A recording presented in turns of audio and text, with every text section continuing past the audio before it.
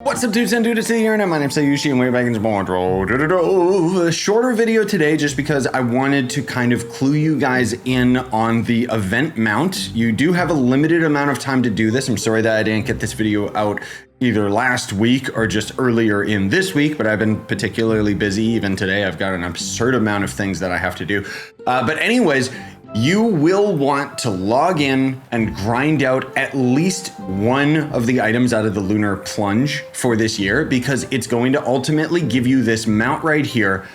And what this mount does is it has jump strength 1. So just to keep that in mind, there's basically 3 different mounts in the entire game that are basically the best mounts that everybody needs. Ganda technically is like the fancy mount, you know, it technically gives you infinite jump because it creates gold blocks underneath you, but Volatile Bounder is better mechanically because it'll basically give you a big boost up like 10 blocks basically just by doing an attack button. But then there's also going to end up being the Cosmic Dragon, but it can be quite expensive for most people. And what this dragon does is it actually has the, it has that same jump stat. It just doesn't really like show it for me for some reason. I don't know. But essentially, this jump strength on this mount lets you jump essentially the same as like 2 jumps. And if I actually set this up properly and use both of them in tandem together, the interesting thing is I can get the jump boost from this guy. And then if I use this mount, like, look at this. Isn't that insane? So obviously you'd have to have the Cosmic Dragon and it'd be way too tedious to do that like between dungeons and stuff like that. But the main point that I'm getting at is, I've probably titled this video appropriately, this is essentially the easiest, best mount you can get free to play. Like, Volatile Bounder is better, Cosmic Dragon is better, but they're significantly more difficult and time consuming versus this mount, which you can obtain in roughly an hour or 2 of just solid grinding. So let's get into the actual cost. As you're doing the event, which you would end up doing in the Everdark, whether it be pure midnight or uber twilight difficulty, it doesn't really matter. The main thing you want to watch out for is how many players are there in the world. So you just kind of use whichever world is easier for you. But there's going to end up being these lunar stars, right? And these are kind of the main thing that you're trying to collect. There are going to end up being like little wolf enemies that if you kill them in this world, they'll also end up giving you one of these lunar stars. And keeping in mind on console, you won't have this big icon sticking out of them as a mod on PC. But these things are still pretty easy to spot, generally speaking. Killing these little wolves will also give you a tainted star. And then there's also going to end up being the 1-star dungeons around here. And I just want to point out, for those of you that don't know, the 1-star dungeons have a chance of giving you resources that is required for crafting mystic gear. The amount of resources is pretty minuscule, so you don't really want to go out of your way to grind those dungeons unless you don't really have anything else to do. Because frankly speaking, I think anybody who's grinding those dungeons probably doesn't have Crystal 5 to begin with, so they can't take advantage of most of those resources. But anyways, I talked about that in more detail in my events guide video.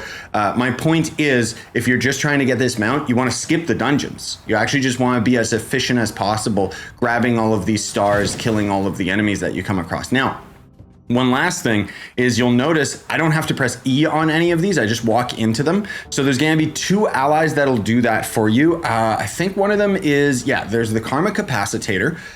This is going to end up being an ally that you get out of the martial arts. So it's quite expensive just because you got to get it pretty far along. But then there's also going to end up being the Green Thumb Zilla, which, if I recall, is easier to obtain. It's been a few years since I did gardening, so I'm sorry I don't know 100%. But yeah, this is going to be a gardening ally that'll essentially end up doing the same thing, where when you go buy the harvested resource, it'll end up picking it up. And you can actually use these allies for a lot of different things, not just the tainted stars. So going back into the hub, what you'll do with the stars is go over to the Moonlit Fountain. This'll wash the tainted stars into being normal lunar drop stars. Never talk to this NPC. Myself and many others have made the mistake of going up to this guy instead of this table, and this guy is the donator. So when you donate these stars to him, it has a very low chance of also giving you some of those mystic item drops or resources, not like the gear itself, just resources for crafting them. But yeah, it's atrociously bad. Try to avoid this as much as you can. I've heard horror stories of people dropping down like 1,000 lunar drops in this guy totally by accident because there's no confirmation. Pretty annoying. So when you get enough lunar drops, you're just going to end up going over to this giant Cubesley guy, and you'll see this is going to end up being the cost. So it's 1,250 of the lunar drops. The lunar armor you should have by then because this resource isn't spent on anything else. 50 seed feed. Not that bad if you actually get into the gardening a little bit or just buy it off the market. A couple pearls of wisdom and some moonstone, which is from tiers 1 to 3 of Moonglow Grotto. Again, this is still significantly easier to obtain than Volatile Bounder or the Cosmic Dragon.